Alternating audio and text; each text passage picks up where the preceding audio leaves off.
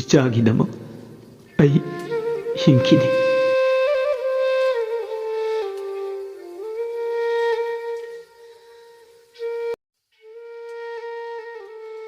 Tombana haidaklami Durbasa nang matabona magta nina haiba wata thajai nangsi.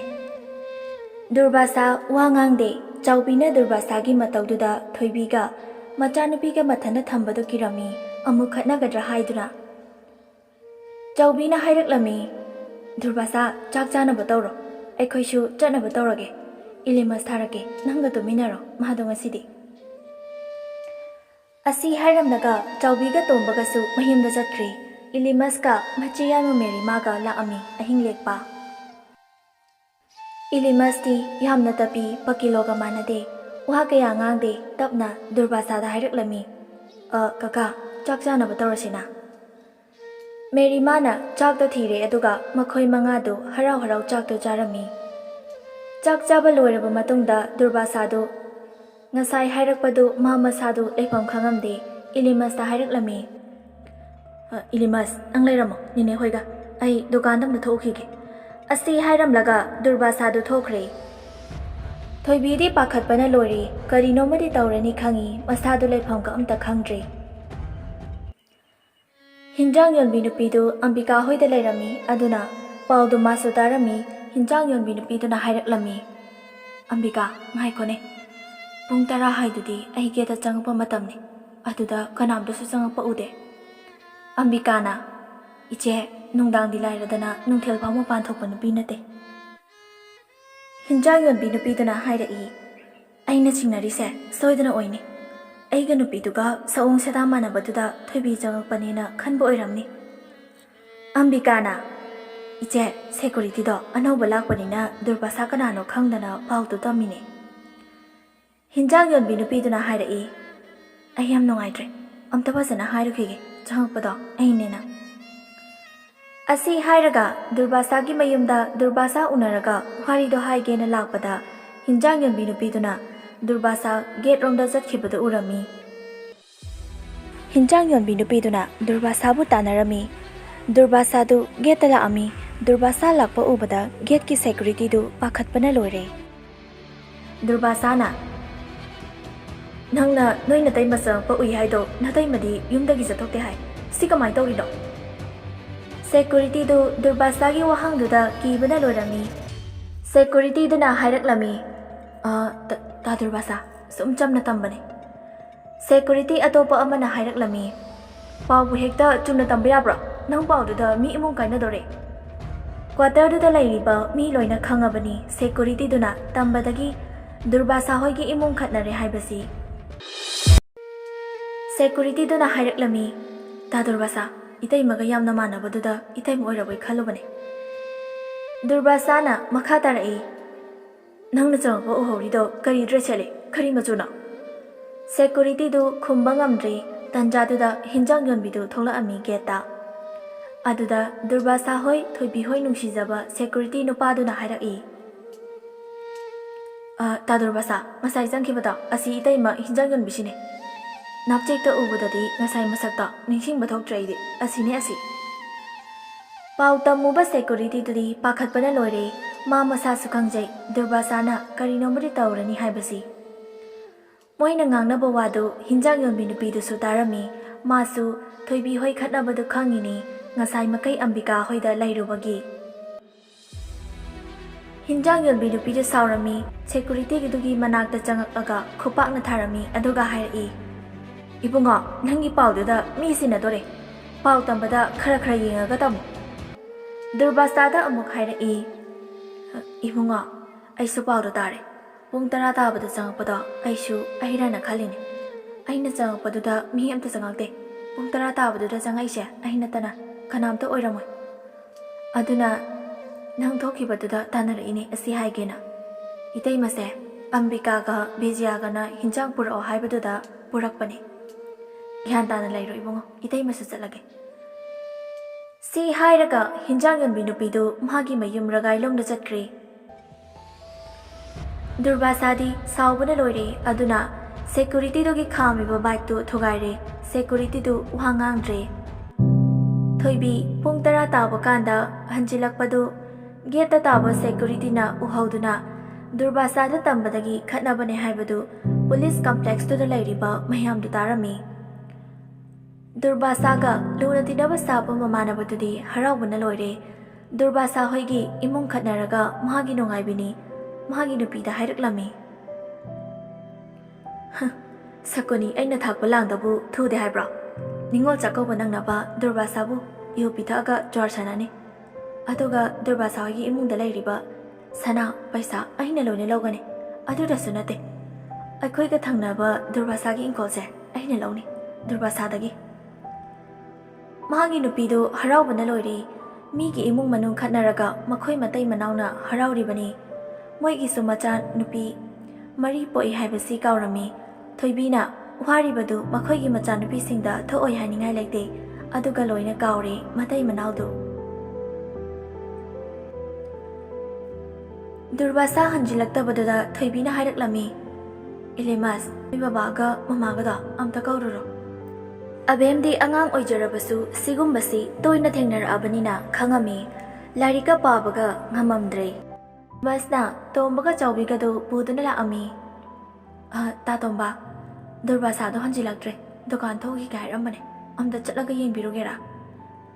ꯆꯥꯎꯕꯤꯅ ꯍꯥꯏꯔꯛꯂꯝꯃꯤ꯫ ꯑꯝꯇ ꯆꯠꯂꯣ, ꯀꯩꯅꯣꯝꯃ ꯇꯧꯔꯝꯃꯅꯤ ꯍꯧꯖꯤꯛꯐꯥꯎ ꯍꯟꯖꯤꯜꯂꯛꯇ꯭ꯔꯤꯁꯦ꯫ ꯇꯣꯝꯕꯗꯨ ꯒꯦꯠꯇ ꯂꯥꯛꯑꯝꯃꯤ꯫ ꯃꯥꯅ ꯒꯦꯠ ꯌꯧꯔꯛꯄ ꯃꯇꯝꯗ ꯑꯣꯏꯔꯝꯃꯤꯕ ꯐꯤꯕꯝꯗꯨ ꯎꯕꯗ ꯇꯣꯝꯕ ꯑꯉꯛꯄ ꯐꯥꯎꯔꯝꯃꯤ꯫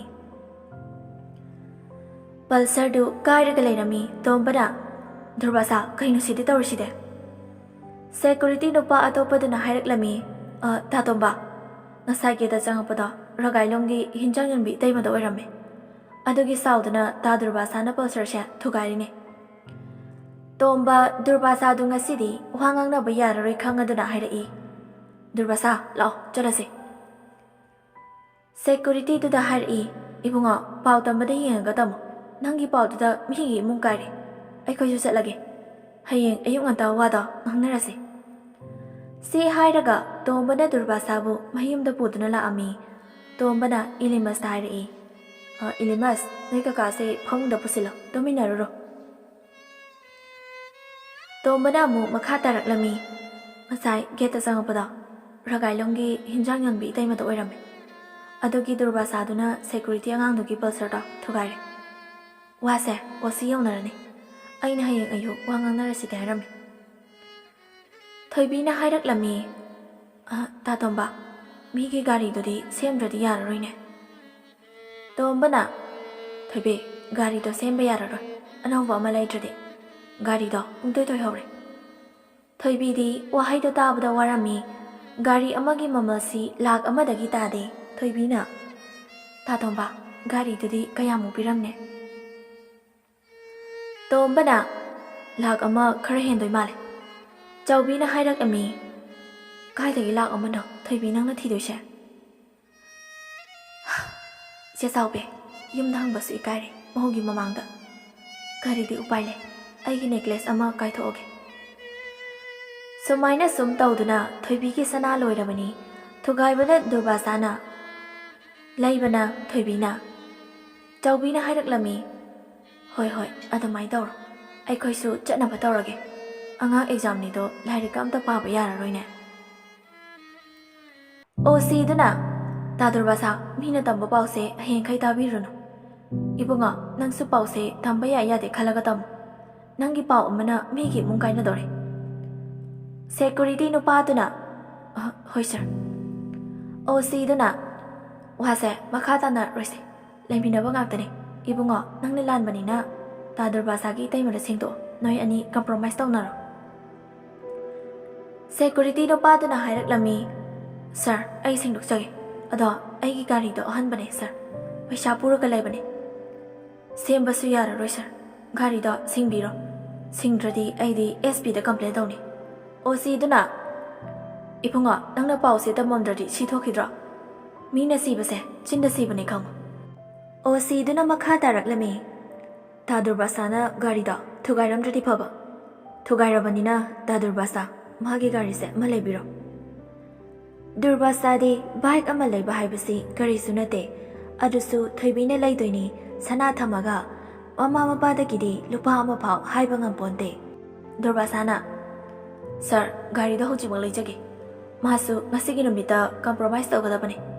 Tawdradi DGP da complain tawni, Home Minister da su tawni. Security nupadu pakhatpana loire, mana SP da complain tawni haribadu machin giwani tawba ngamponte. Adubu Durbasa hoidi magi nupi mayungi sangga watponte. Security dudi Durbasana adumaina hairakani si thazade. Durbasaga luna tinabaduna hairona hairini. Durbasaga tombaga hankre osi duna hairak-lami. Nangsu wangamuda brepao mi masak yengo. Nang garido adum sini.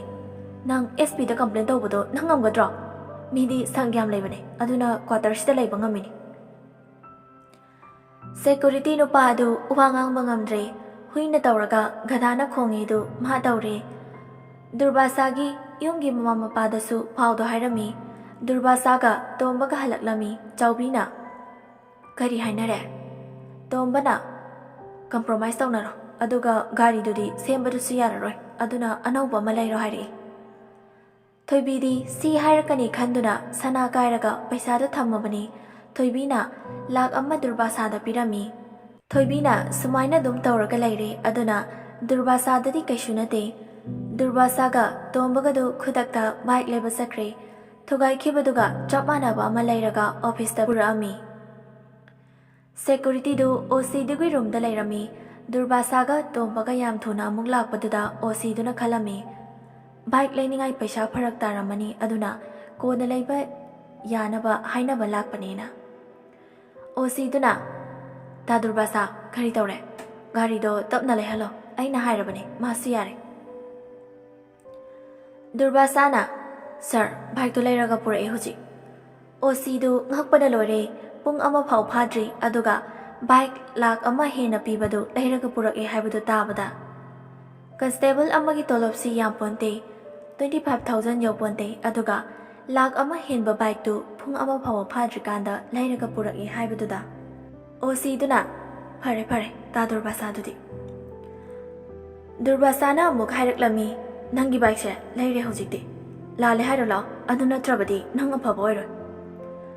OC du Durbasana adu hairakpaduda kaisu haidre maramdi Durbasa si mayamna yam tanba nupani yu pitha agadang inchanba yabagi wani.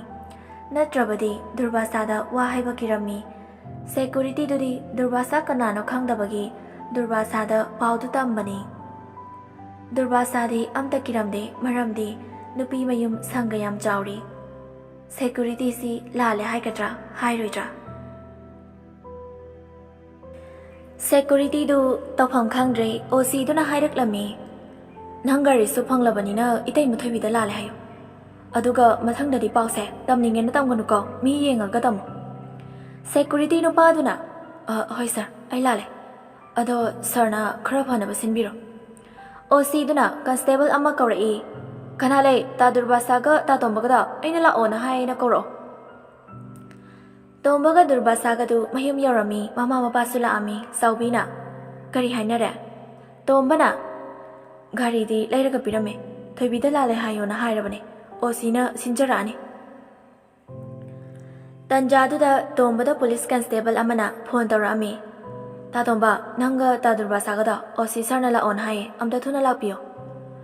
Tombana Hoi laage. Durbasa office sase.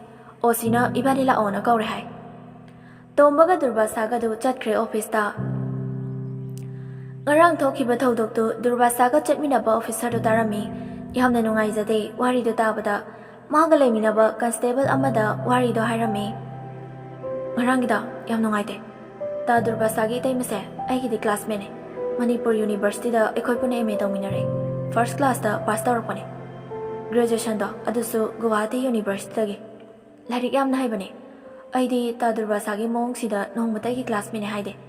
Thoibina su aibu sakhangamaroi. Aidi ahanbada ngae mana sumaina wana leirambasida. Constable do na hairak-lami. Sir, imungdagi suyen hende. Macha larik ta aga adum leibane. Aduga ngarang pung 10 taba kanda gate mathanda changai haibaduda aidi ngaini. Officer do na amuk khumai. Masu ta Durbasa se ayanga manade de khangde. ꯄꯥꯎꯕꯨ ꯍꯦꯛꯇ ꯇꯝꯅꯤꯡꯉꯦꯅ ꯇꯝꯃꯦ ꯑꯩ ꯅꯣꯡꯃꯇ ꯊꯣꯏꯕꯤꯁꯦ ꯑꯩꯒꯤ ꯀ꯭ꯂꯥꯁꯃꯦꯠꯅꯦ ꯍꯥꯏꯗꯦ ꯍꯥꯏꯔꯒ ꯂꯥꯟꯅ ꯈꯟꯈꯤꯅꯤꯅ ꯇꯥ ꯗꯨꯔꯕꯥꯁꯥꯅ ꯑꯩꯉꯣꯟꯗꯕꯨꯗꯤ ꯀꯩꯁꯨ ꯇꯧꯔꯛꯑꯣꯏ इतैमा थोइबीदा खतनाबा हौबिनीना सर याम नुंगाइते मागी मोंगसे ता दुर्बासासु ग्यान तारादि फनी असुमना अनिदो वारी सानारमी वारी सिगी अहुम सुबा एपिसोड मतांग असिदा लोइसिनजरी वारी असिबु ताबिरिबा लिसनर्स अमदी व्यूअर्स पुनमकपु अमुक्का हन्ना चैनल असि माइकैदगी इकोकनोना खुरुमजरी अरोइबदा मयामना नुसिबिदुना चैनल असिबु लाइक सब्सक्राइब अमदी शेयर तौबीबा काउबीगनो।